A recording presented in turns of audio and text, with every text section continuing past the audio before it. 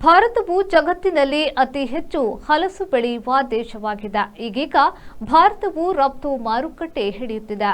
ಹಲಸಿನ ಹಣ್ಣು ಮರದಲ್ಲಿ ಆಗುವ ಅತಿ ದೊಡ್ಡ ಹಣ್ಣಾಗಿದೆ. 30 ಕಿಲೋ ತೂಕದವು ಇವೆ. ಇದು ಹಣ್ಣಲ್ಲದೆ ಕಾಯಿ, ಉಪ್ಪುಕಾಯಿ, ಒಣಗಿಸಿದರೆ ಎಂದರೆ ಹಲವು ಬಗೆಯಲ್ಲಿ ಬಳಕೆಯಾಗುತ್ತವೆ. ಕೆಲವರು ಇದನ್ನು ಬದಲಿ ಮಾಂಸ ಎಂದು ಬಳಸುತ್ತಾರೆ.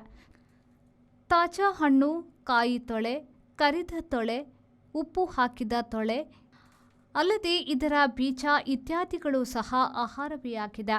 ಭಾರತ ಈಗೀಗ ಪಶ್ಚಿಮ ಏಷ್ಯಾ, ಯುರೋಪ್ಗಳಿಗೆ ಹಲಸು ಉತ್ಪನ್ನ ರಫ್ತು ಕುದುರಿಸಿಕೊಳ್ಳುತ್ತಿದೆ. ಅತಿ ಹೆಚ್ಚು ಹಲಸು ಬೆಳೆಯುವ 5 ದೇಶಗಳು ಇವು.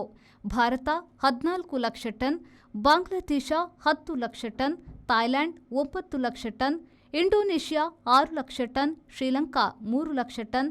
ಭಾರತದಲ್ಲಿ ಕೇರಳ, ತಮಿಳುನಾಡು, ಕರ್ನಾಟಕ, ಅಸ್ಸಾಂ, ಬಿಹಾರ ಹುಲಸು ಬೆಳೆಯುವ ರಾಜ್ಯಗಳಾಗಿವೆ.